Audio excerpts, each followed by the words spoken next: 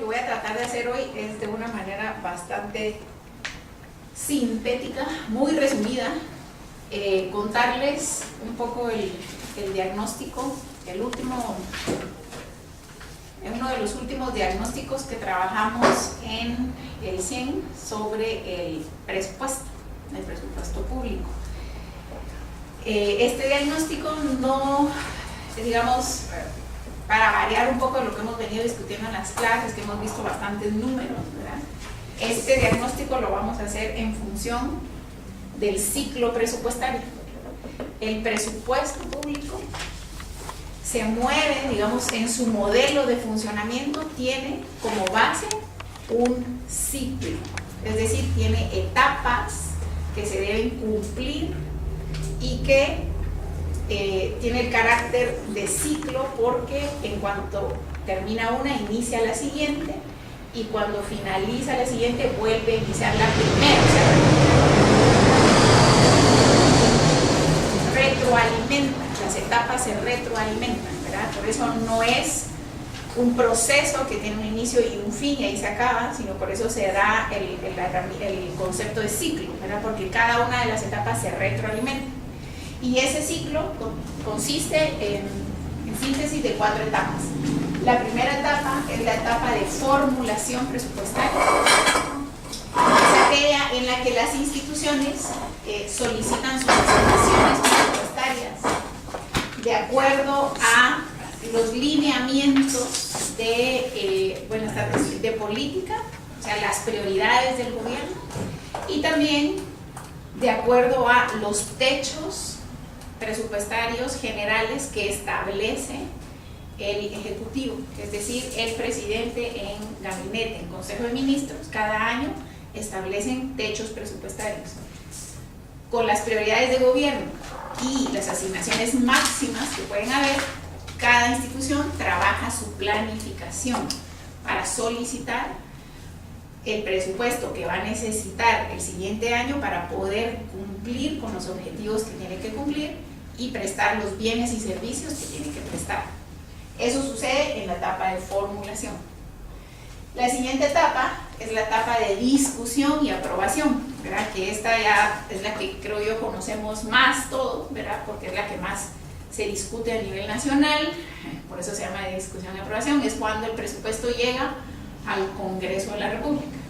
Básicamente, ahí inicia el proceso. En la Comisión de Finanzas Públicas y Moneda se recibe el proyecto de presupuesto, se emite un dictamen, ¿verdad? Después de hacer los análisis, y luego eso se pasa al Pleno para su discusión y su aprobación o no aprobación. La siguiente etapa es la etapa de ejecución, ¿verdad? Que es desde el día que empieza el año, porque el presupuesto en este país por constitución es anual, ¿verdad? Tiene un periodo anual de vigencia, empieza el 1 de enero y termina el 31 de diciembre de cada año, esa es la vigencia de cada presupuesto, y durante ese año se ejecuta, ¿verdad? Se hacen todos los procesos para gastar, ¿verdad? Para gastarse el presupuesto en función de los bienes y servicios que tienen que proveer y los objetivos que tienen que cumplir. Mientras las instituciones hacen su formulación, también están ejecutando, ¿verdad? Por ejemplo, ahorita estamos a 9 de agosto. En este momento las instituciones todavía están terminando la formulación. Va a dar inicio dentro de poco la etapa de discusión, pero está también ejecutando presupuesto. Entonces, por eso les decía yo que no es como etapas muy marcadas que una empieza y la siguiente termina, sino que están en continuo funcionamiento, o sea, se están retroalimentando continuamente. Y después de la ejecución debería de haber una etapa, la ley establece que haya una etapa de evaluación y control, ¿verdad? Que básicamente está orientada a revisar, corregir y mejorar todas las acciones que se ejecutaron con ese presupuesto, y eso sirve de insumo, ¿verdad? Esa evaluación básicamente es la pregunta: ¿cómo nos fue? ¿Verdad? ¿Cómo lo hicimos? ¿Logramos las metas o no las logramos con el presupuesto que teníamos disponible y derivar de ahí iniciativas para mejorar el siguiente año y por lo tanto la siguiente formulación, la siguiente planificación. Entonces por eso es la visión de ciclo, ¿verdad? Todas las etapas están funcionando relativamente al mismo tiempo y como saben, ahorita va a volverse muy mediática la de discusión, ¿verdad? Que empieza el 1 de septiembre, ¿verdad? Y debería de haber un presupuesto aprobado antes de que termine el mes de noviembre. ¿Cuál es la fecha límite de eso? El mes de noviembre, 30 de noviembre, el último día tiene que estar aprobado el presupuesto o no aprobado, bueno, depende de lo que suceda en esa negociación. Ya ha sucedido que no lo aprueban, ¿no? Sí. Y entonces rige el anterior. La ley dice que cuando no se aprueba el presupuesto, entra en vigencia el presupuesto del año anterior, ¿verdad? Para que haya discusión. Y ojo, porque la Constitución dice que lo que el Congreso hace es aprobar o improbar, o sea, no aprobar. Pero lo que se ha vuelto una práctica común más o menos cada 4 años es que el Congreso no aprueba, pero tampoco imprueba oficialmente, sino que simplemente no hacen nada, no llegan a una conclusión. Entonces, eso no está regulado, ¿verdad? O sea, el espíritu puede ser, bueno, como no hicieron nada, que entre en vigencia el del año anterior, pero no es eso lo que dice la Constitución. O sea, la Constitución manda que el Congreso haga esas dos cosas. Si no les gusta, deberían de emitir oficialmente la no aprobación, ¿verdad? Eso es lo que no se hace. Una pregunta, licenciada, pero el Congreso también modifica el presupuesto. Sí, sí. O sea, lo aprueba casi nunca como viene, sino con... Sí. Eso es lo que voy a tratar de decirles en el diagnóstico, ¿verdad? ¿Qué es lo que sucede? En resumen, los principales problemas que suceden en cada una de las etapas del proceso presupuestario. Y vamos a empezar con la etapa de formulación. Para que quede claro, ¿verdad? La etapa de formulación presupuestaria tiene 2 grandes momentos. Uno es la programación y el otro momento es la preparación y la presentación del presupuesto. ¿Qué es la programación? La programación del presupuesto es la etapa en la cual se programa los montos globales del presupuesto. Básicamente estos son los principales indicadores de la economía, indicadores macroeconómicos que se tienen que establecer para poder definir un presupuesto de gasto público anual. Y los indicadores que se definen básicamente son ingresos, ¿verdad? Una proyección de los ingresos tributarios, una proyección del crecimiento económico del país, una programación de la capacidad de endeudamiento y otros indicadores macroeconómicos que con base en eso se toman las decisiones de establecer los techos, que son las asignaciones máximas para cada entidad, ¿verdad? Y por lo tanto un techo máximo de presupuesto. Entonces de ahí sale una decisión que en resumen dice: para el próximo año el proyecto de presupuesto no debería ser de más de 85,000 millones de quetzales, repartidos de la siguiente forma, ¿verdad? 13,000 millones educación, estoy inventando, no son los datos, pero para que vean lo que es, digamos, lo que sale de ahí. 13,000 millones Ministerio de Educación, 6,000 millones sector salud, 5,000 millones Ministerio de Comunicaciones, los grandes ejecutores, y no más.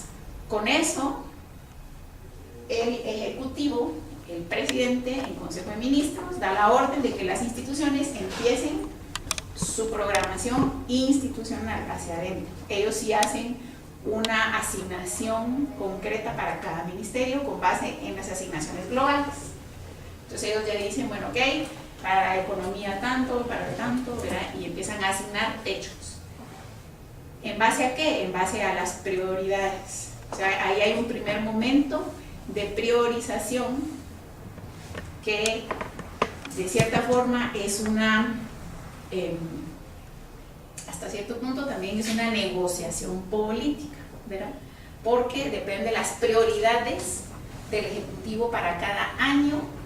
Ya en ese primer momento ya se pueden empezar a hacer decisiones, a tomar decisiones sobre a quién se le va a dar más y a quién se le va a dar menos, ¿verdad?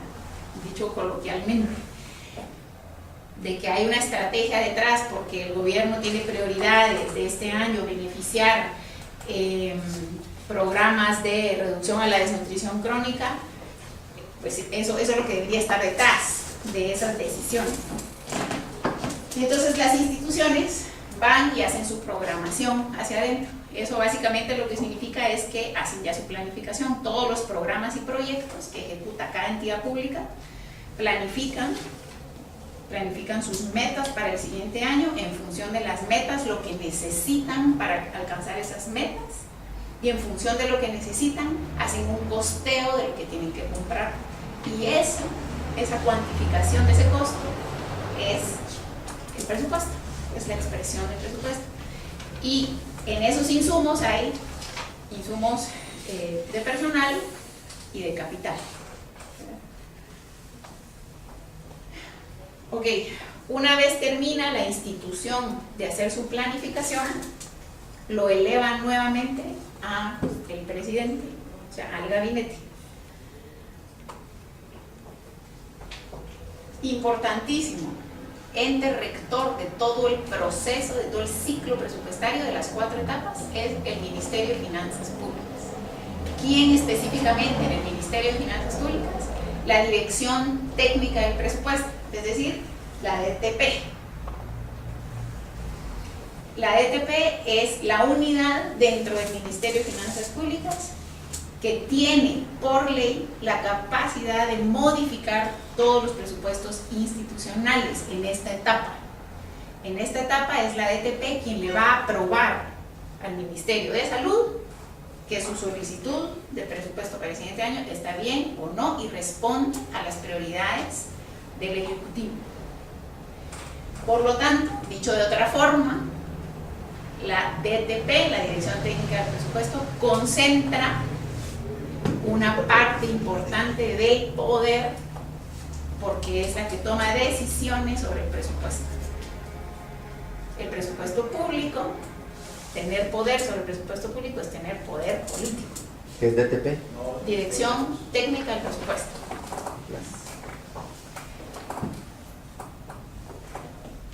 La Dirección Técnica del Presupuesto efectúa sus análisis de los presupuestos de cada entidad pública, ¿verdad? Lo que no esté bien o no esté de acuerdo a la estrategia del gobierno, lo manda de regreso y pide modificaciones, y así hasta que logre quedar según el plan que tiene el presidente para ejecutar. Cuando eso ya está listo, entonces el proyecto de presupuesto se eleva al gabinete económico, donde entra ya a un siguiente espacio de discusión. ¿Sí? Aquí el presidente, con sus ministros que integran el gabinete económico, que son básicamente salud, economía, educación, energía y minas, una buena parte de su gabinete, toman una decisión respecto de si el proyecto de presupuesto lo quieren presentar así, o si no lo quieren presentar así, qué modificaciones quieren hacer. Entonces, de esta instancia todavía pueden salir modificaciones al presupuesto que las entidades tienen que trabajar. Dicho de otra forma, ustedes que están interesados en hacer política, ¿qué les estoy diciendo? Lo que les estoy diciendo es, ahí hay un segundo espacio de modificación política, de modificar la capacidad, la injerencia, la influencia del poder político a través del presupuesto. ¿Sí? Una vez el Consejo de Ministros está de acuerdo, el presidente, el Consejo de Ministros lo valida, el presidente lo firma y se envía al legislativo, al Congreso, para su discusión y aprobación. Les estoy contando en resumen, verá, muy resumido lo que sucede. Realmente esta parte de formulación tiene muchísimo trabajo detrás, porque ustedes imagínense entidades tan grandes como un Ministerio de Educación que tiene la última vez que yo conté, 92 unidades ejecutoras. Hacer presupuesto es realmente mucho trabajo detrás, trabajo técnico, porque hay que entender los programas y proyectos que van a ejecutar, y luego un conocimiento de todas las herramientas y la técnica contable, presupuestaria y financiera para traducir esa planificación que está técnicamente hecha en un vocabulario y un lenguaje presupuestario, financiero y contable, ¿verdad? Por eso hay tantos entes rectores, ¿verdad? Hay entes que tienen la labor por ley de dar apoyo a estas instituciones para que hagan eso. Principalmente, obviamente, el Ministerio de Finanzas. El Ministerio de Finanzas en sus distintas unidades. Dirección técnica del presupuesto para todo, ¿verdad? Para todo el proceso presupuestario. Ellos lo que ven es básicamente la batería de cuentas, conceptos, terminología, clasificaciones presupuestarias y contables del presupuesto. O sea, ven buena parte de lo que contiene la información presupuestaria. La Dirección de Crédito Públicos. Ellos, buenas noches, ellos apoyan en la definición y elaboración de todo lo que es el plan de endeudamiento para el siguiente año. CGPLAN, muy importante. CGPLAN es el ente rector de la planificación y da y debe dar acompañamiento en la planificación técnica a las instituciones. Nos parece muy, se dice fácil, pero eso significa, imagínense lo que implica en términos organizacionales para CGPLAN, que ellos deben de tener técnicos con conocimientos especializados de todo lo que hace el sector público. Salud, educación, carreteras, energía, recursos, medio ambiente, obra, todo. Porque ellos son los que tienen que dar el acompañamiento técnico a la planificación de todas las entidades públicas. Cosa que no tienen.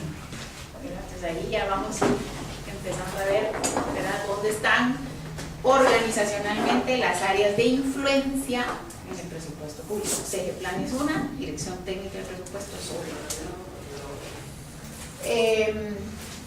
Obviamente el gabinete, que es el que aprueba el presupuesto antes de mandarlo al Congreso, el presidente o la presidencia y la secretaría ejecutiva, que también, ¿verdad?, hacen su parte más de aprobación que de dar acompañamiento a las entidades.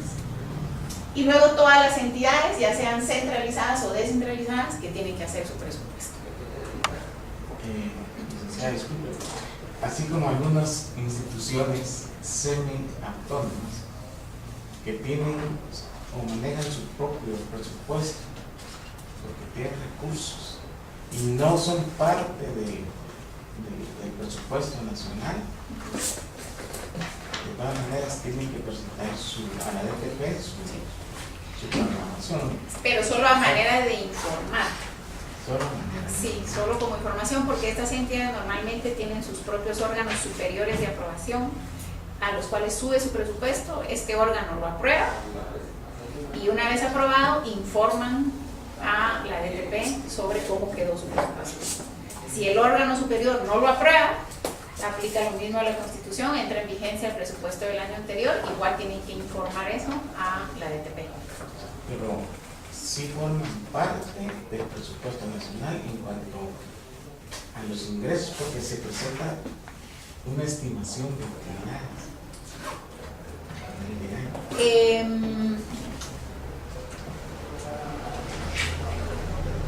No del proyecto, no todo del proyecto de presupuesto que conoce el Congreso. Y ahora vamos a tomar un caso específico, las portuarias. En el Atlántico, Mar de Castilla, aquí en el Pacífico, Puerto Quetzal.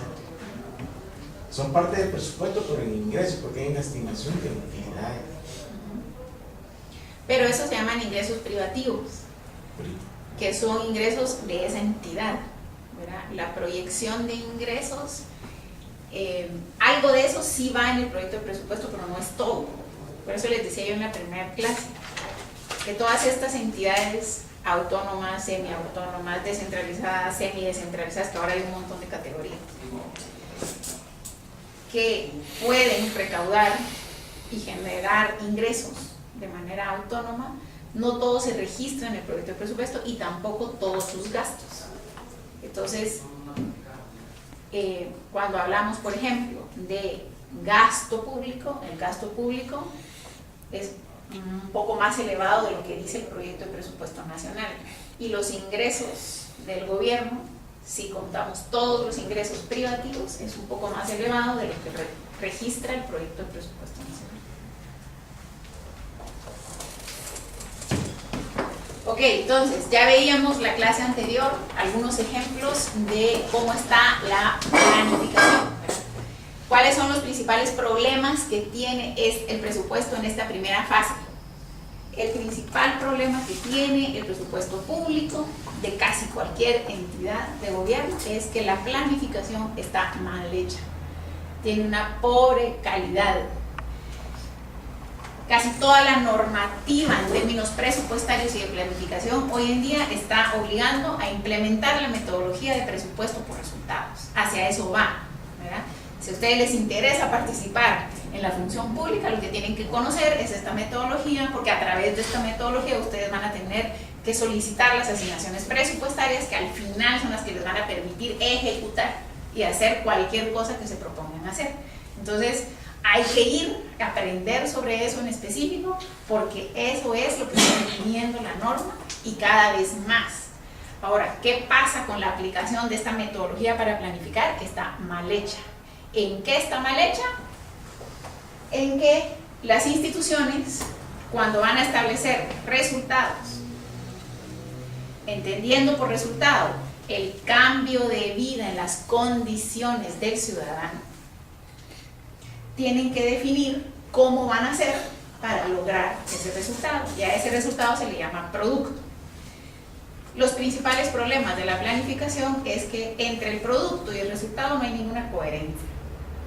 Está mal hecha la planificación. En otras palabras, las instituciones no tienen un modelo conceptual de cómo resolver los problemas que tienen que resolver. Suena duro de decir, porque nosotros podemos pensar que hay muchos buenos técnicos en las entidades públicas que conocen lo que tienen que hacer, pero a la hora de trasladar eso en una metodología de planificación que les requiere sustentar las intervenciones que van a hacer de manera técnica con estadísticas, estudios, etc., que hay un modelo conceptual coherente, consistente y fuerte, de que si yo digo que la desnutrición crónica se reduce a través de 3 cosas, que son agua potable, vacunación y alimentos adecuados, que eso que yo estoy diciendo tenga un sustento técnico, que sea coherente, que efectivamente la ciencia diga que así es como se reduce la desnutrición, ¿verdad? Eso es un gran reto, hacerlo. Es muy difícil hacerlo y las entidades públicas están padeciendo ese reto, no lo pueden hacer. La planificación tiene muy mala calidad. Nos hemos dado cuenta de la mala calidad de la planificación gracias a que se implementó el presupuesto por resultados. Antes del presupuesto por resultados, el presupuesto solo era una expresión de categorías contables que yo iba a necesitar en un año, pero sin ningún sentido sobre eso, cómo se iba a gastar y para qué iba a servir. En la medida en que se implementa esto, donde se le obliga a la entidad pública a decir, miren, ya no me diga solo contablemente cuánto se va a gastar, sino hágame un plan, sí, dígame para qué y cómo, y cuantifique ese cómo, eso es lo que ya no se puede. Yo lo que traigo ahora para enseñarles son algunos ejemplos que van de los mejorcitos a los más malos que yo he visto en el presupuesto público. El primero, resultado estratégico, es el resultado estratégico número 2 del proyecto de presupuesto. Esta información es para el 2016, pero ese resultado estratégico sigue estando vigente en el presupuesto 2017. ¿Qué quiere decir un resultado estratégico? Es un resultado que es de prioridad para el Ejecutivo, para el presidente, ¿verdad? y que por lo tanto necesita que varias entidades públicas hagan cosas para lograrlo. No lo va a lograr solo una entidad, sino que necesita que varias entidades hagan distintas intervenciones. ¿Qué dice ese resultado? Ese resultado dice que se va a incrementar la cobertura en educación primaria en 6 puntos porcentuales en un periodo de 5 años, del 2014 al 2019, que tiene que pasar del 88%, del 82 al 88%. Ahora, cuando uno va a ver cómo dicen las entidades públicas que van a lograr eso, empieza uno a encontrar bastantes inconsistencias. Por ejemplo, yo lo que les presento acá son los productos, o sea, el cómo dice el Ministerio de Educación que va a lograr eso. Y estos son los distintos productos que va a hacer. Por ejemplo, el primero dice que para lograr eso va a hacer establecimientos atendidos con gratuidad, que va a tener docentes beneficiados con valija didáctica, que va a tener estudiantes de primaria, monolingüe, urbana y rural atendidos. ¿Qué empiezan ustedes a notar en la descripción de estos productos? ¿Les suena coherente? ¿No les suena coherente? ¿Entienden? ¿Qué es valija didáctica? Por ejemplo, ¿qué es atendidos? ¿Qué cantidad de estudiantes? ¿Qué significa monolingüe, atender? rural. ¿Verdad? Significa que solo llegan, firman la asistencia y se van y los atendí. Sí, los atendí, ¿verdad? ¿Qué significa atender? ¿Qué significa beneficiar al docente con valija didáctica? ¿Qué contiene la valija didáctica? ¿Será que solamente dándole a un docente el material que necesita para dar clases, con eso llega el niño? No es suficiente, ¿verdad? Yo pensaría, yo no soy experta en educación, pero yo pensaría que para incrementar la cobertura necesitamos resolver un tema de infraestructura escolar. Y aquí no vemos nada de infraestructura escolar. Digamos, aquí no me voy a meter porque esto es una cuestión técnica de la metodología donde se establecen metas físicas. La meta física es el avance en unidad de medida que establece la entidad, que dice, pueden ser niños, pueden ser papás, pueden ser documentos, una cosa ahí toda técnica muy elaborada, pero digamos que establecen una meta de cuándo van a avanzar físicamente en un año, y luego aquí se nos presenta cuánto de eso hicieron. O sea, por ejemplo, si decían, voy a atender 3.000 niños, ¿verdad? ¿Cuántos de esos niños atendí? Y ese es el porcentaje. ¿Verdad? Entonces, por ejemplo, ya también ahí podemos empezar a ver algunas cosas, ¿verdad? Por ejemplo, en padres de niñas bilingües sensibilizadas, ejecutaron el 200%. Eso quiere decir que sensibilizaron a más niñas o a más padres de niñas de los que habían planificado que iban a hacer. Entonces uno se empieza a preguntar, ¿qué pasó ahí? O planificaron súper mal, porque yo entiendo una desviación pequeña, pero el doble, o planificaron súper mal, o no sabían que esto lo tenían que hacer más, ¿verdad? Pero ya son datos que uno empieza a ver, donde empieza a encontrar inconsistencias.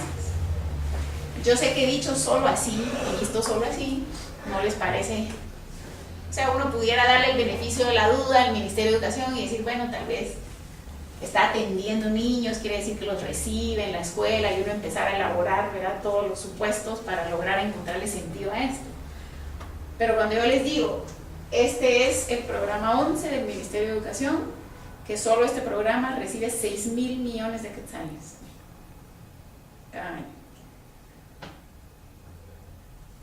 Ya no nos gusta tanto que la cosa esté tan ambigua, ¿verdad? O sea, si fuera mi dinero, que es, ¿verdad?, nuestro dinero en impuestos, queremos claridad en lo que se van a gastar, porque no se van a gastar 3 quetzales, se van a gastar 6.000 millones de quetzales, y se los gastan. Entonces, por lo menos acláreme bien y con coherencia lo que quiere hacer. No le veo cara de convencido. A ver. No, yo de hecho, decir, en principio, en todo lo demás que hemos visto, ya que me asustó. No les Antes de mi profesión actual, soy maestro. maestro de primaria Sí. y ejercí, me gusta. Y yo no hallo mucha incoherencia, es decir, pensaba encontrar así tonteras, pero es decir, entre lo que está ahí Ujú. y lo que está pidiendo arriba, Sí. yo sí hallo de alguna forma que son renglones que van a No a son responder. renglones, son intervenciones. O sea, esto no son renglones presupuestarios, son intervenciones. O sea, aquí esto lo que me debería decir es cómo van a incrementar la cobertura. ¿Ok? Entiendo así, entonces, por ejemplo, están tratando de incrementar la cobertura con establecimientos atendidos con gratuidad. Bueno, si van a haber más establecimientos gratis, se está incrementando la cobertura. ¿Pero qué significa? Atender con Según gratuidad. entiendo que acá dice que hay una meta inicial de que van a subir 16.420 establecimientos. Esa es la meta que tienen para el año. Ujú. Y luego, ¿Meta de qué? en ejecución física, se estima que se va, que creo que es el estimado, no completa la planificación. Sí, sí. Se estima que tenemos 16.429 planificados y por lo menos esperamos llegar a 15.620. Hicieron 15.600. ¿Esa ya es una evaluación? Sí, esa es la evaluación. Esa es la evaluación, ok. Entonces, se hicieron 15.620. ¿Pero qué Luego, se hizo? Es la pregunta. ahí dice, claro, establecimientos atendidos con gratuidad. Eso no es infraestructura. ¿Cuál? Eso no es construir escuelas. Luego crearon algo nuevo. O sea, no tenemos 15.000 escuelas más y entonces Exacto. estaríamos Entonces muy estaría bien. una mejor educación. Ah. Yo entiendo que sería un incremento de 16.420 Sí, eso es un incremento en algo. Lo que no sabemos es en qué. en establecimientos. No, porque no es infraestructura. No, porque no construyeron. No construyeron. Además, No, pero es que, disculpe licenciada, es decir, no quería que es por llevarle la contra. ¿Sí? Es que yo sí lo entiendo, un establecimiento atendido con gratuidad no se está refiriendo a la construcción de un establecimiento en sí, sino es una institución, es un establecimiento educativo. Yo puedo poner un establecimiento rentando una casa, por ejemplo, sin construirlo. Ajá. Y hay a nivel primario hay muchos establecimientos que están en una casa rentada. Entonces yo puedo incrementar el número de establecimientos sin que necesariamente sea construcción y puedo construir sin que necesariamente eso incremente el número de establecimientos. Yo estoy de acuerdo con eso. Lo que yo no puedo inferir a partir de lo que está acá es que lo que usted está diciendo es eso. Porque el producto dice que es atender establecimientos con gratuidad. La pregunta es ¿qué es atender? Si es construir, si es alquilar nuevo, si es incrementar la infraestructura escolar, es la pregunta, ¿verdad? ¿Qué significa atendido? No, tal vez habría que, les soy honesto, yo sí lo entiendo. Y entiendo que van a atender una mayor cantidad de establecimientos en forma gratuita. ¿Pero qué es atender?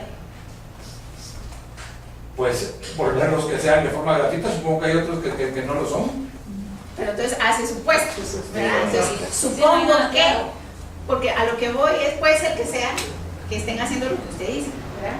Y yo entiendo lo que usted está diciendo. El punto es que la planificación que está consignada en el presupuesto, Tal vez tendría que ser más amplio lo que se describe. más concreto. Lo que O se- más amplio, porque lo que sucede es que ahí en todo caso tendrían que tener un concepto donde uno pueda referirse en algo y ampliar de qué se trata. Tendría que estar descrita en la intervención. O sea, Lo la que intervención sucede es es... que si no, también asumo que si ahí lo ponen con mucho detalle, sería un No, porque- cuadro muy amplio. Esto, o sea, aquí no es el contenido del proyecto de presupuesto, ¿verdad? Esto es la evaluación del gasto. Entonces lo que están haciendo es, en función del resultado, vamos a ver lo que nos dijeron que iban a hacer y lo que lograron alcanzar. Entonces, sí pueden presentar la información detallada del plan, Ampliar un poco más. pero sí, estos establecimientos, ¿quién supervisa? Porque en el análisis que presentan, me imagino que no hay. no es que Entonces, lo que les estoy contando es lo que hay. este consolidado, ¿de dónde nace? ¿De ese plan?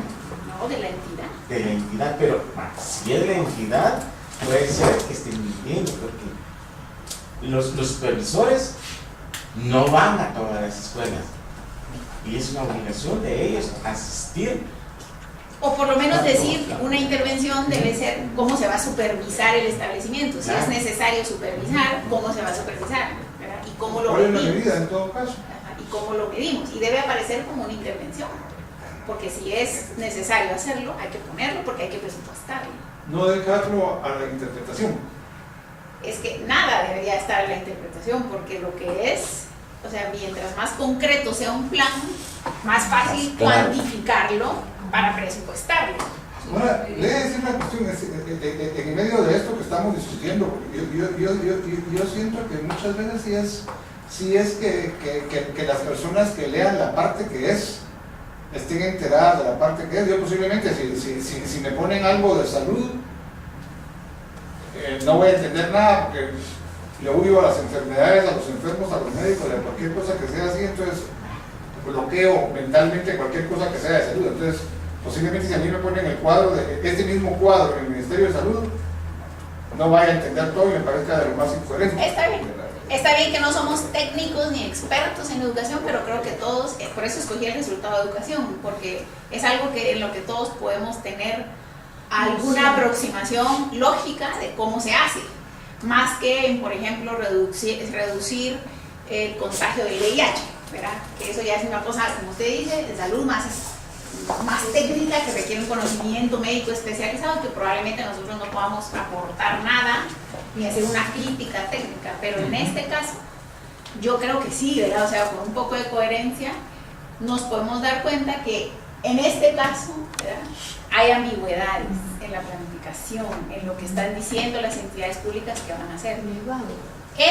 Sin embargo, es uno de los mejorcitos, ¿verdad? Es uno de los resultados que mejor están diseñados. Licenciada, disculpe, pero ese diseño que usted dice está muy distante de la realidad. Sí. Porque si nosotros hacemos el análisis, dice que hay incrementado el nivel primario en 6 puntos. Si fueran 6 puntos, qué maravilla, yo estuviera contento. Pero la realidad es que eso está muy lejos. Porque no creo que el Ministerio de Educación tenga una programación para monitorear los establecimientos escolares, porque hay una deserción, ¿sí? de patólogos que no llegan ni a tercero primario, mucho menos, solo lo van a escribir, y basados en estas estadísticas, tal vez que reflejan esta. Puede ser, ese es mi punto. Eso es precisamente lo que yo les quiero transmitir, que con lo que tenemos no podemos inferir mayor cosa de lo que Yo sí hace. entiendo el análisis, porque, pucha, qué maravilla, 6 puntos. Yo digo, bueno, dar un pasito aquí en Guatemala de avance de un pie de distancia, para mí es bastante, porque estamos muy atrasados. Pero independientemente de esa crítica, creo de que esto usted lo sacó de la información del Ministerio de Educación. Del sistema de planificación, de ese plan. Pero va en concordancia con ellos, ¿no? Es la entidad pública la que lo llena, correcto. con base en su presupuesto.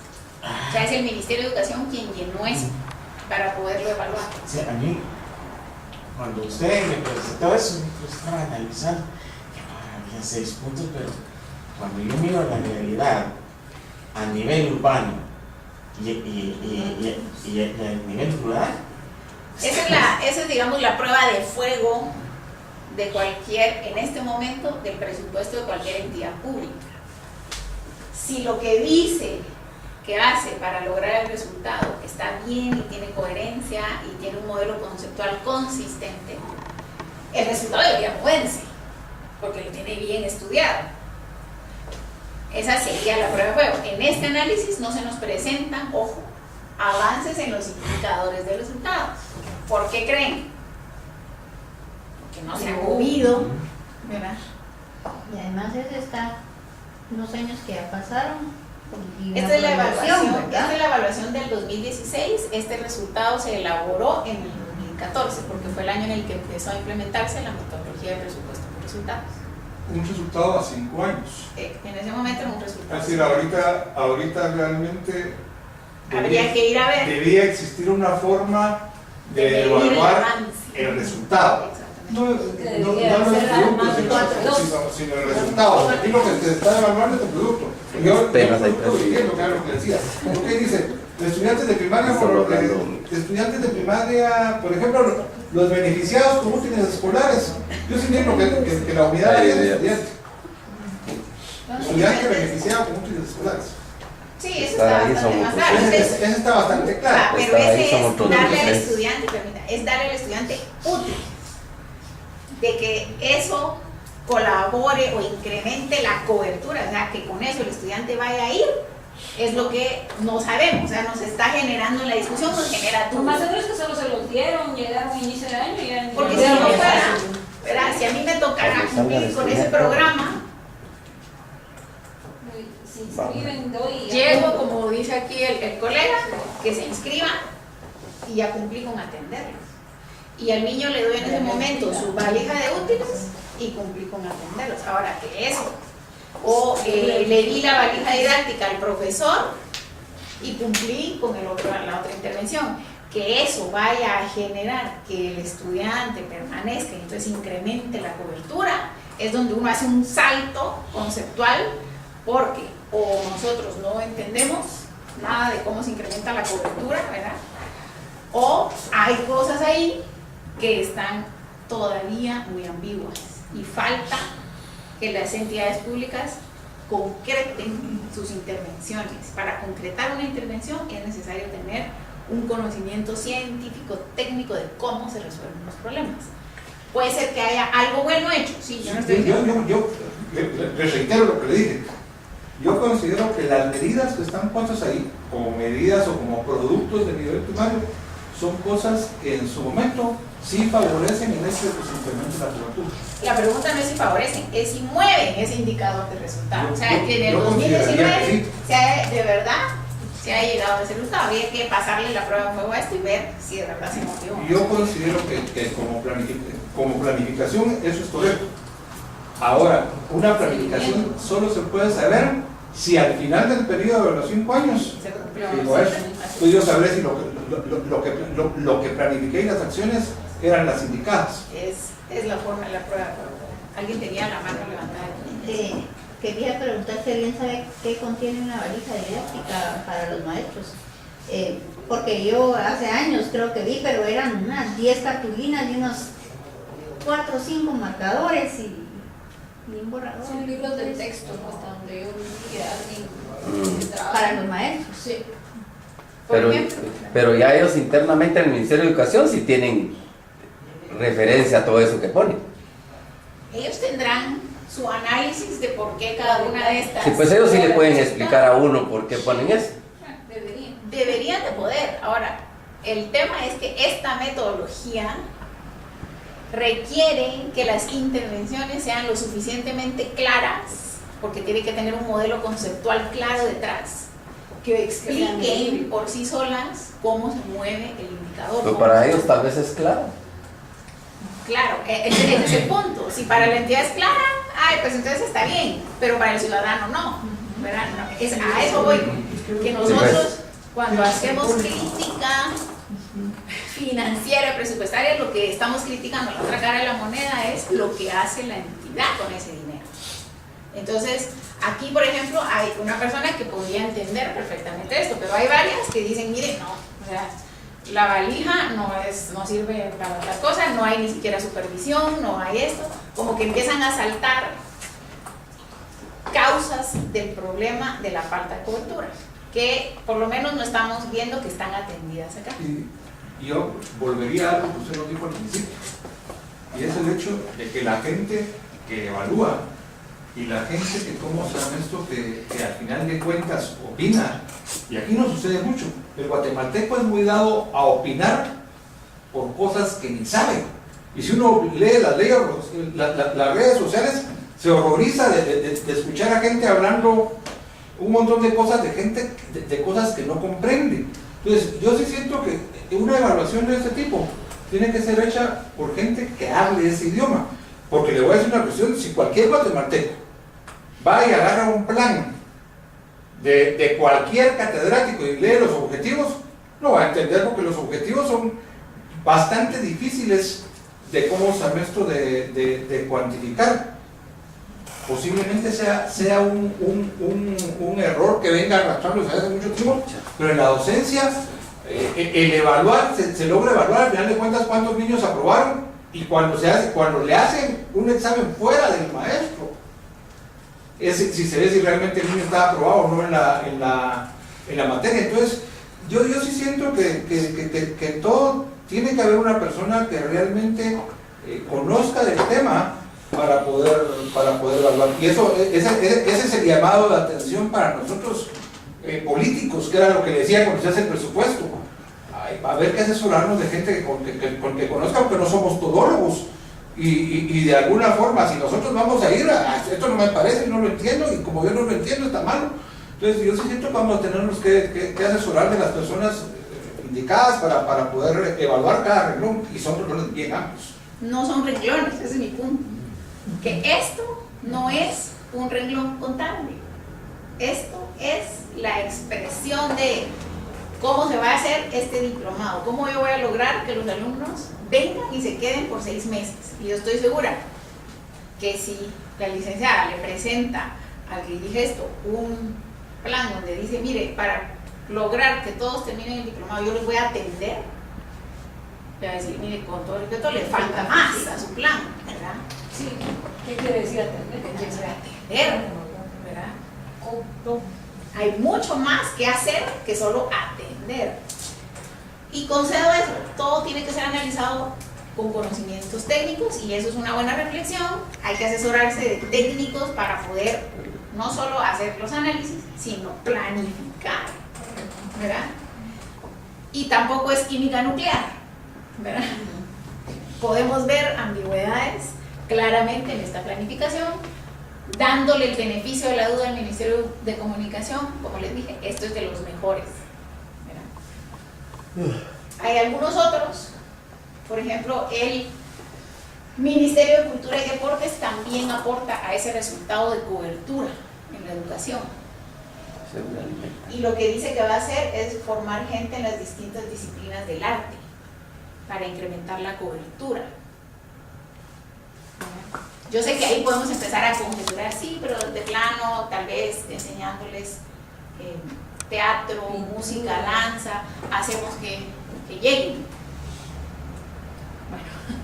Pero hay problemas. Ese es el punto, que todo el mundo empieza a cuestionar porque le hace falta esa consistencia, ese convencimiento a la planificación. Pero bueno, sigamos. Aquí hay otros resultados, y este es en el eje de tolerancia cero a la corrupción. El resultado es aumentar la efectividad de la gobernanza del país de acuerdo con un ranking mundial. Hay un ranking mundial de gobernanza en el cual Guatemala está en la posición 25, estaba en el 2014, y la quieren llevar a la posición 50 en el año 2019. Aquí ni siquiera, todavía les voy a enseñar productos, solo vean las entidades que son las responsables de ese resultado: Federación de Levantamiento de Potencia y Oficina Nacional de Prevención de la Tortura. O sea que para reducir la corrupción le voy a sacar al fortachón para que le pegue, ¿verdad? Me imagino, ¿verdad? O vamos a empezar a torturar a la gente. Reducir el índice de percepción de la corrupción a través del Ministerio de Cultura y Deportes. Yo me pregunté, bueno, ¿qué va a hacer el Ministerio de Cultura y Deportes para reducir la percepción de la corrupción? Primero es, ¿será la entidad responsable de eso o no? No sé, fui a ver qué más traía el análisis, y esto es lo que dice que van a hacer. Personas beneficiadas con actividades escolares, actividades no escolares, no federadas, de recreación. Personas beneficiadas con acceso a espacios para la práctica del deporte. Mujeres beneficiadas con acceso a actividades físicas, como que si en las mujeres recae el problema de la percepción de la corrupción, ¿verdad? O sea, básicamente es como, entiendo yo, lo que quieren hacer es como tratar de ocupar a la gente en lugar de estar pensando en la corrupción, lo que sí, ¿verdad? Dándole el beneficio de la duda. Mi punto es, le hace falta mejorar a la planificación de las entidades públicas. Nuevamente, si a este programa, yo les cuento que solo a este programa le asignan 800 millones de quetzales, ya nos duele más, ¿verdad? Porque el papel aguanta con todo, pero la bolsa no. El papel puede ser tan ambiguo y tan general y tan amplio como yo quiera, pero la bolsa no. Esa es una de las principales debilidades en la fase de formulación. La calidad de la planificación todavía es muy pobre. La siguiente debilidad son las famosas rigideces presupuestarias. Ahí hay otro gran reto. ¿Qué es una rigidez presupuestaria? Son todas aquellas asignaciones de gasto que por su naturaleza no son flexibles, no se pueden cambiar y estar modificando año con año. Por ejemplo, ya vimos el servicio de la deuda, el pago de intereses y amortizaciones de la deuda es algo que no podemos dejar de hacer, tenemos que pagar. Y ese es un gasto, se le llama rígido o inflexible, porque por muchas prioridades y problemas urgentes que hayan, la deuda o la pagamos o la pagamos. Luego, el gasto de personal, ¿verdad? Tenemos que pagar a la gente, ¿verdad? No podemos dejar de pagarle, hay que pagar. Bueno fuera que pudiéramos pagar en función del resultado, ahí sería una prueba de fuego mucho más dura, pero bueno, se le llama gasto rígido porque pues hay que pagar, ¿verdad? Las nóminas. Las obligaciones del Estado a cargo del Tesoro, ¿verdad? Que es donde se asignan todas aquellas asignaciones por ley que tienen las distintas instituciones. Por ejemplo, ahí va lo que le corresponde a la Universidad de San Carlos todos los años, lo que le corresponde a las municipalidades, lo que le corresponde a los consejos de desarrollo, etcétera, ¿verdad? Todas las asignaciones de ley van ahí. No importa cuál sea la prioridad, la urgencia o la emergencia de los ingresos, siempre hay que sacar para pasar, ¿verdad? A esas entidades por ley. Entonces, por eso se le llama gasto rígido. Y luego se entregan a tiempo. Ese es otro tema. Sí, pues. Y que no logren nada las entidades y que o que logren las entidades para ponerlo en positivo si logran sus resultados y que por eso haya que cambiar esa asignación tampoco, ¿verdad? Porque no importa lo que hagan, año con año van a recibir exactamente lo mismo. Eso se refiere al 5% del petróleo. A todas las, sí, la recaudación del impuesto al petróleo, combustibles, tabaco, bebidas, IVA, todo.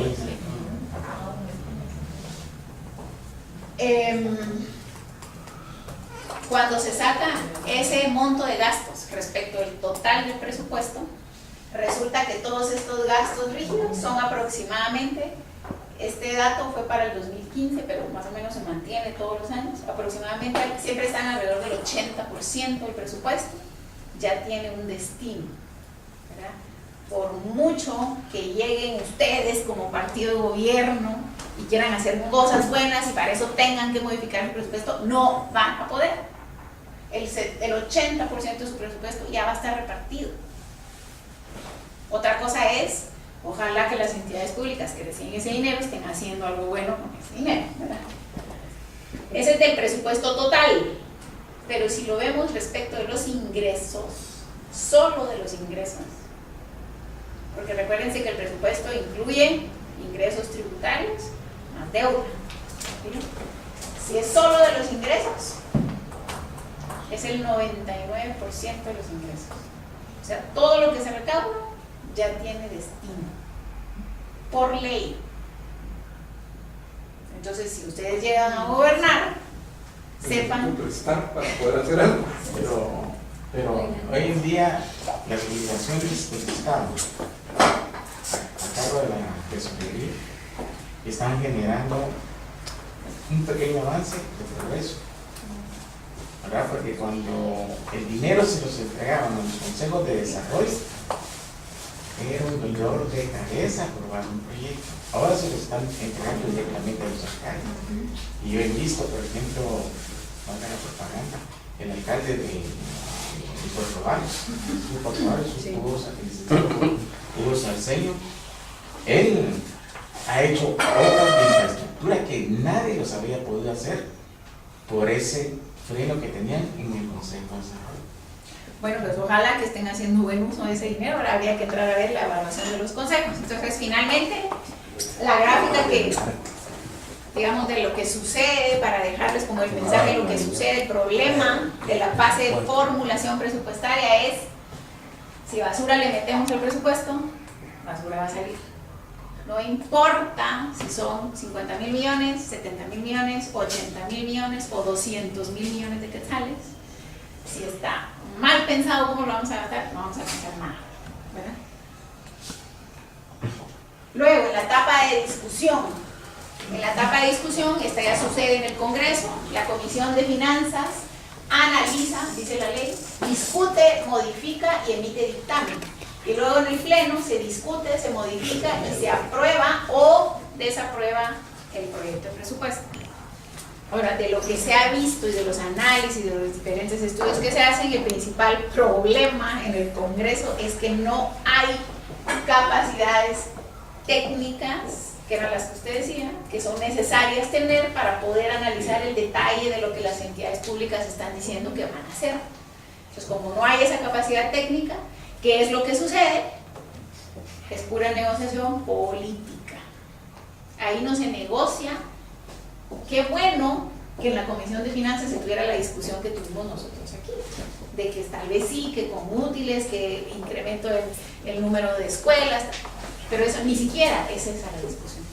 Ahí la discusión es puramente la asignación a base, producto de negociación. Dame, yo te doy, y el que tenga y se mate más duro la mesa y tenga otros tipos de poderes es el que más recibe. Y esto tal vez también tiene una reflexión, que entonces no va a bastar con mandar un buen proyecto de presupuesto. Exactamente. Porque se manda un buen proyecto de presupuesto e igual ni lo van. Es decir, todo este montón de tonteras que hemos visto aquí de que una federación de halterofilia, una federación de no sé qué, va a hacer Va a eliminar la corrupción. Va a eliminar la corrupción. Yo creo que lo hacen simple y sencillamente porque saben que nadie de los que aprueba o imprueba lo va a leer y le va a importar. Pero gracias a la implementación de metodologías como esta, ustedes ya lo pueden hacer. Ustedes pueden llegar ahí y explicar en la Comisión de Finanzas, mire, ¿por qué le quiere dar más a salud que a economía? Si mire la desfachatez de la propuesta de plan que está proponiendo esta entidad. O sea, ¿me entiende? Ese es el tipo de participación que hay que promover, porque yo creo que pelearnos ya, porque si salud tiene más o menos que educación, que comunicaciones, eso no tiene ningún sentido. Lo que hay que ir a pelear es por la calidad de lo que dicen que van a hacer, si es que algo queremos rescatar de ese presupuesto o de lo que sucede aquí, ¿verdad? Algunas estadísticas. El Congreso en los últimos 15 ejercicios fiscales ha modificado todos los presupuestos que le llegan. En ningún año ha dicho, ok, está bien, tiene coherencia, lo vamos a aprobar. No, siempre lo modifica.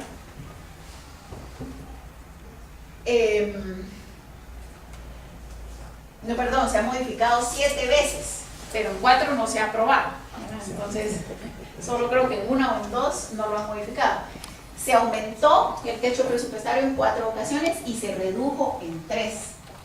Y se saca como una proporción de cuánto es el monto que modifican.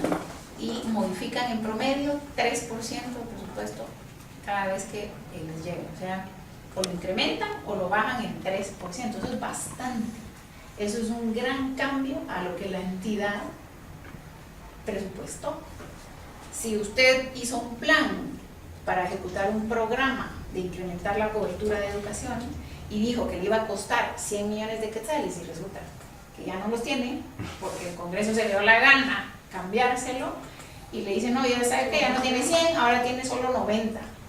Suena fácil, pero ahora hay que reajustar todo lo que usted trabajó y probablemente en ese proceso pierda sentido la propuesta que yo quería hacer, ¿verdad? Ese es el gran reto.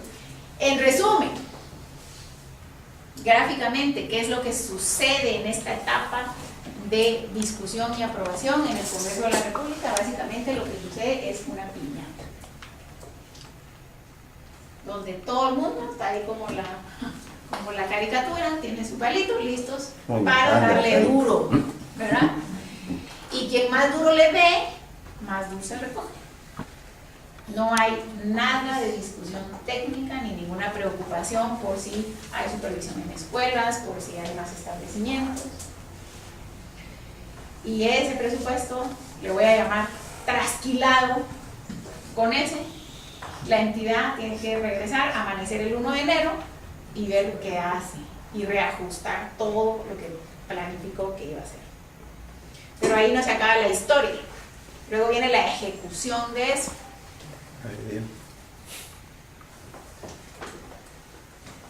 La ejecución es el avance en las metas y los objetivos por medio de la producción de bienes y servicios que las entidades brindan a la población, para la cual necesitan insumos que deben ser comprados. ¿Qué es lo que sucede en la etapa de ejecución? Mi analogía era como ver el hormiguero, ¿verdad? Donde van todas las hormiguitas y cada una lleva un pedacito. Así. ¿Por qué? Sí. ¿Por qué? Porque lo que sucede durante la ejecución es, por un lado, me regresan un presupuesto que no se parece en nada al plan que yo mandé y al presupuesto que yo solicité. Entonces tengo que reajustar como entidad pública ese presupuesto. Y por el otro lado, durante la ejecución, hay también presiones políticas por modificar lo que las entidades públicas hacen. Y para eso, las entidades públicas utilizan lo que se conoce como modificaciones presupuestarias. Es decir, lo que me asignaron, yo lo puedo ir cambiando durante el año. ¿Sí? Eso es legal hacerlo. Y hay modificaciones presupuestarias de dos tipos. Las que se hacen adentro de una entidad pública, entre programas, ¿verdad? Somos el Ministerio de Salud y yo soy el programa de la reducción de la desnutrición crónica y usted es el programa de la reducción del contagio de VIH. Y podemos modificar presupuestariamente nosotros dos, pero estamos los dos dentro del Ministerio de Salud. Pero hay otro tipo de modificación y es cuando Salud modifica presupuesto con otra entidad pública.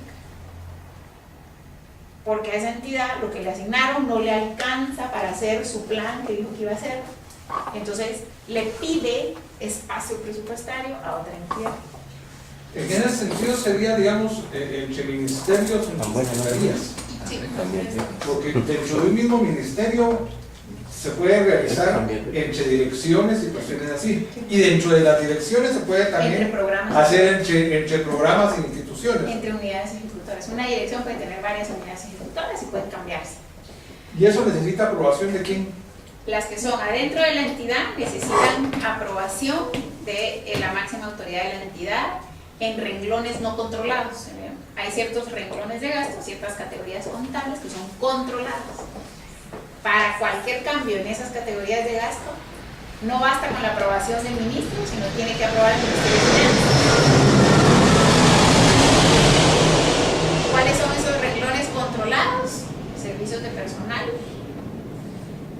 y solamente servicios de personal, básicamente. Todo lo demás lo puede decidir el ministro. Para gastos controlados va a Ministerio de Finanzas. Ahora, el problema no es que exista la posibilidad de hacer modificaciones, porque se entiende que cualquier plan debe ser flexible para poder acomodarlo a las condiciones y a las circunstancias en que se ejecuta para lograr los objetivos. El problema es la cantidad de veces que se hace. Las últimas estadísticas, que el último que lo midió fue el BID en el 2011, pero para que tengan una idea, las transferencias o modificaciones hacia dentro de las entidades públicas en un año fueron de 10.378, o sea, 10.378 veces las entidades públicas modificaron su presupuesto. Estamos hablando solo de ejecutivo centralizado, o sea, ministerios y secretarías. Eso es, eran 10.378 dividido 365 días que tiene el año, son como 30 veces en un día, 30 modificaciones en un día. Imagínense ustedes estar ejecutando algo así, que cambia, ¿verdad? ¿Qué nivel de manipulación hay hacia adentro? Que casi todos los días el presupuesto está cambiando constantemente. Si yo soy un técnico que tengo a mi cargo ejecutar un programa, eso me limita la ejecución. Porque un día tenía 100 y al otro día tengo 80, y al otro día tengo 115, y al otro día tengo 72, y al otro día, y así me pueden llevar todo el año. Yo traté de generar en el SICOIN el reporte para las modificaciones presupuestarias del 2016 y lo dejé toda la noche y lo pedí a las 8 de la noche y al siguiente día a las 10 de la mañana terminó de generarme el reporte de la cantidad de páginas que tenía del número de transferencias. Tenía 21.000 páginas de reporte. No las imprimió. Lo tiré a la basura, ¿verdad? Ya solo eso era indicativo, ya nadie lo va a leer, ¿verdad?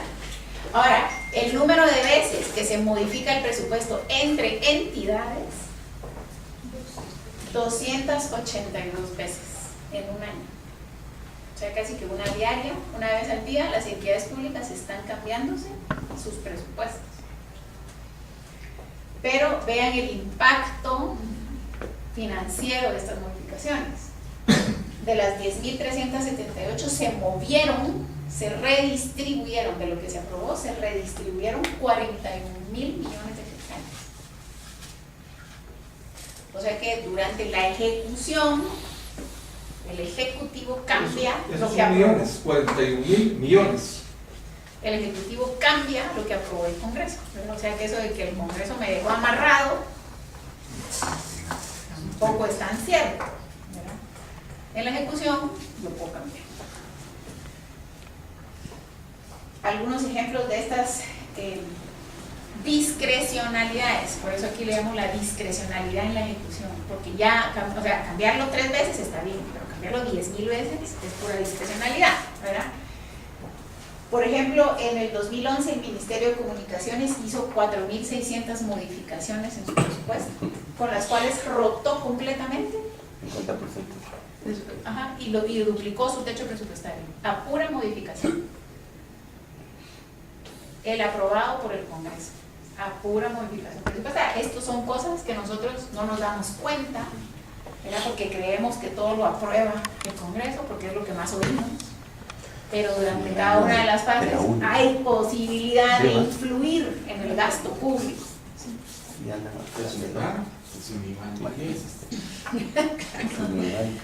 Y hay otra posibilidad de modificar el presupuesto, y es que se eleve el monto total del presupuesto. Para eso necesita regresar al Congreso. En promedio, este es en el 2012, perdón, esto no es promedio, en el 2012 se hicieron más de 40 modificaciones al monto total del presupuesto, es decir, regresó 40 veces al Congreso. ¿Nos dimos cuenta? Probablemente oímos alguna, ¿verdad? Pero regresó 40 veces a ser modificado. ¿Y eso qué? ¿En incremento? Sí. Normalmente es para Sí, ¿Y eso no, lo van a restar. ¿Tienes todos los años? Esta fue en el 2012, esta medición. Puede variar con los años, pero siempre está regresando. Pero todos los años se da. Sí. Entonces, igual se echan penca y demás, y que solo le vamos a aprobar esto, y de todas formas cada quien se da la gana. Sí, pues no respetan lo que se aprobó. Y eso se le llama discrecionalidad en la ejecución. Sí, pues entonces da lo mismo que prueben que no prueben, que siempre están en el campo. Y también podemos sacar otra reflexión, no solo da lo mismo, sino da lo mismo lo que planifique, sí, igual lo va a comer. Entonces no hay ningún incentivo de la entidad para hacer una buena planificación, si igual en la ejecución. Estamos jodidos. Otro problema de la fase de ejecución presupuestaria son los retrasos en los procesos de compras, ¿verdad? Esto no está ajustado a los cambios en la normativa que tiene ahora, pero en promedio en ese momento, hasta 2015, se tardaban en promedio 7 meses una licitación pública. Razón por la cual todo el mundo evita la licitación pública y se van ¿a qué? A compra directa. Hay múltiples problemas a lo largo de todo el proceso. Esto, no se preocupen del detalle, visualmente este es el proceso de una licitación pública en la ley anterior. Cada una de estas cajas tiene adentro subprocesos, o sea, no crean que es así, que es mucho más elaborado. Donde está en rojo son cuellos de botella, o sea, son momentos del proceso donde se traban las instituciones y retrasan y empiezan a alargarse los tiempos. Solo visualmente, miren toda la cantidad de rojos que hay. Por eso es que duran en promedio 7 meses. Yo he encontrado en las investigaciones de procesos de adquisiciones licitaciones que duran 18 meses. 18 meses. Hasta que no se pongan de acuerdo con la CONI. Hay una situación muy especial para los que en alguna ocasión tuvieron Sí, es cierto. experiencia de trabajar para el Estado. Regularmente este tipo de licitación y demás van a salir más o menos en abril, pues ustedes cuando ya todo el mundo perdió miedo y se dio cuenta de que sí tiene y demás. Se pasan todo el año en la licitación y ese montón de chuches y al final de cuentas la van asignando en septiembre un proyecto que era para 10 meses y que después se va a quedar como deuda de arrastre y no sé qué más y comienza en lo que se firma, lo asignan en septiembre, pero que se firma el contrato y todo eso a fines de diciembre y miren, lo único es que nos surge la frontera, la factura porque cerramos esto el tal día de diciembre, ya no podemos ingresarlo y ahí es donde se comienzan los problemas de la famosa deuda de arrastre. Y el 5%. Pero se dan cuenta que 15%. todos los problemas que les estoy diciendo en la ejecución son problemas de gestión, ¿no? De la mala gestión de las entidades públicas. O sea, si ustedes están interesados en cambiar algo en Guatemala, yo diría un punto de alto apalancamiento es la gestión y por lo tanto el derecho administrativo, lo que regula ese quehacer, ¿verdad?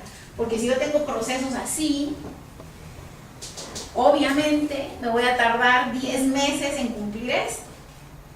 A los 10 meses se me acabó el año, como usted bien dice, entonces empiezan los líos de que deuda de arrastre, manipulación, ¿verdad?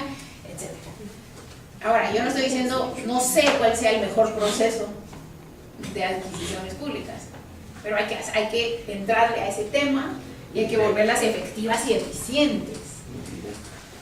Ponerle más candados, más controles y más pasos a algo que ya era tardado, eso da más corrupción. o bueno, sin ni siquiera meter el tema de la corrupción, lo hace más largo, lo hace más ineficiente y entonces ya no nos vamos a tardar 10 meses, sino 14, ¿verdad? Para poder llegar al final del proceso. Compra directa. Por eso es que las entidades públicas hacen compra. Y bueno, obviamente el abuso de los estados de excepción influía también en las compras por proceso de excepción y eso incrementaba la discrecionalidad. Me voy a ir un poco rápido porque quiero llegar al... En la fase de ejecución también tenemos un desorden, esa es la palabra, yo he visto desorden tal cual, impresionante el desorden en el registro del gasto. Eso es pura contabilidad, eso es gestión contable. Cualquier organización sabe que ahí tiene que estar ordenado, es donde más desorden hay. No registran lo que pagan, unas facturas sí las registran, otras las pierden. Yo me he encontrado, es un desorden, o sea, me he encontrado grandes proyectos de infraestructura donde nadie sabe dónde están las facturas, pero hay un gasto registrado. Enséñenme el soporte. No hay. Y en ese desorden hay obviamente corrupción. Y la Contraloría General de Cuentas sería Ausente. Interés. ¿Por qué la Contraloría General de Cuentas, que es el ente, digamos, que debería estar en la etapa de evaluación y control, que la gráfica lo que quería yo ilustrar es que no todo lo que se ve por fuera es realmente como es, ¿verdad? Por dentro ahí pareciera ser que va a tener una gran zanahoria por la gran ramona que tiene la planta, pero no tiene nada, ¿verdad? Todo está oculto, ¿sí? En la evaluación lo que sucede es que son insuficientes e inadecuadas las evaluaciones que hace la Contraloría y básicamente son transaccionales. O sea, cuando van, lo que van a ver es cómo se hizo la transacción de pago. Si hay o no hay una factura, si se dio el clic en el SICOIN o no se dio, si se tiene la firma o no se tiene la firma, pero no hacen evaluaciones de con lo que me gasté, conseguí o no conseguí el objetivo. No hacen la evaluación de si la carretera está bien hecha o está mal hecha, si el estudiante está efectivamente en el aula o no está, si aprendió o no aprendió, si se curó o no se curó, ¿no? Son transaccionales. Eso lo que ha generado es un agobio por parte del funcionario público de cumplir transaccionalmente con los procesos y no me importa si con este gasto logro o no logro el objetivo, pero sí me importa, y Dios guarde no esté de la firma porque entonces la Contraloría me repara. Pero de si con la firma o no se logró curar al niño, dar más seguridad, etcétera, etcétera, eso a nadie le importa. Eso no se está evaluando, no se está controlando, nadie lo está viendo. Entonces realmente no estamos teniendo evaluaciones de la calidad del gasto público. Y con eso termino este diagnóstico, ¿verdad? El presupuesto público de Guatemala, a mí lo que se me ocurría es como un saco roto. Todo el sistema presupuestario, el sistema financiero está plagado de agujeros. Esa era mi visión. Entonces no importa cuánto le metamos, que le va a salir por todos los lados. ¿Verdad? Entonces, ustedes que tienen intención de participar, de estar en el sector público, aprendan primero a planificar bien, concretamente, porque esa es la herramienta para ir a negociar. Con esa planificación bien hecha, bajo la metodología de gestión por resultados, hay más probabilidad de que las negociaciones del presupuesto dejen de ser políticas y empiecen a ser más técnicas. Por lo menos hay probabilidad, ¿verdad?